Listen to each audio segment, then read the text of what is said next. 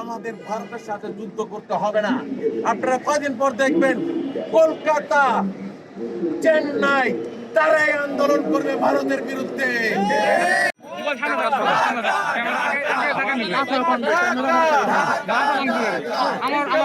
ইনকলাব জিন্দাবাদ, জিন্দাবাদ, ইনকলাব, ইনকলাব জিন্দাবাদ, জিন্দাবাদ, ইনকলাব, ইনকলাব জিন্দাবাদ, জিন্দাবাদ। দূতাবাসে হামলা কেন? জবাব চাই, জবাব চাই, জবাব চাই দিতে হবে।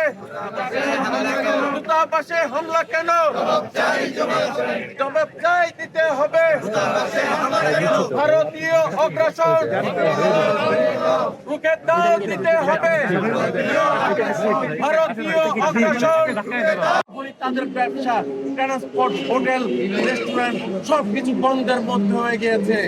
এই জিনিসকে ধুকে ধুকে শেষ করতে হবে। এবং বাংলাদেশ নিয়ে তোমরা লড়াচড়া করতেছো, তোমরা বলো বাংলাদেশ তোমাদের চাই। এই বাংলাদেশের বর্ডার খুলে দিতে বলে তারা 15 মিনিটে নাকি ভ্যানিশ করে দিবে।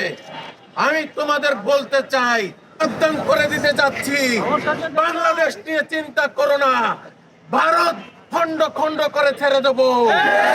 তোরা আগে চিন্তা কর, তোরা ভারত কিভাবে শুধরাবি, বাংলাদেশ নিয়ে মাতামাতি করিস না। একজন বলে বাংলাদেশ নাকি দখল করে ফেলবে। আমি বলতে চাই, তোমরা যদি বাংলাদেশ দখল করতে চিন্তা করো, আমাদের বাংলাদেশের মধ্যে যে ক্যান্টনমেন্ট গুলো আছে, সেই ক্যান্টনমেন্ট হলো মাদ্রাসার ক্যান্টনমেন্ট। মাদ্রাসার ক্যান্টনমেন্টে এক একটা জিহাদি পয়দা হয়ে আছে। তোমরা যদি চিন্তা করো বাংলাদেশে আসবা, এই ক্যান্টনমেন্টের সৈন্যগুলা সব বর্ডার পার করে ভারতে ঢুকে কলকাতা, আগরতলা, সেভেন সিস্টার সব দখল করে ভারতকে খন্ড খন্ড করে জিহাদ বিজয় করে বাংলাদেশে ফিরে আসবে। বাংলাদেশের মধ্যে ভারতের একটি পতাকা উত্তোলন করে দিয়ে আসবে, কালেমার পতাকা। ক্যান্টনমেন্টের সৈন্যরা কখনো মাঠে নামবে না নিজেদের আকাশ গোছানোর জন্য, ইমান গোছানোর জন্য নামবে, দেশ সংস্কারের জন্য নামবে। দেশ সংস্কার করে ক্যান্টনমেন্টে চলে যাবে।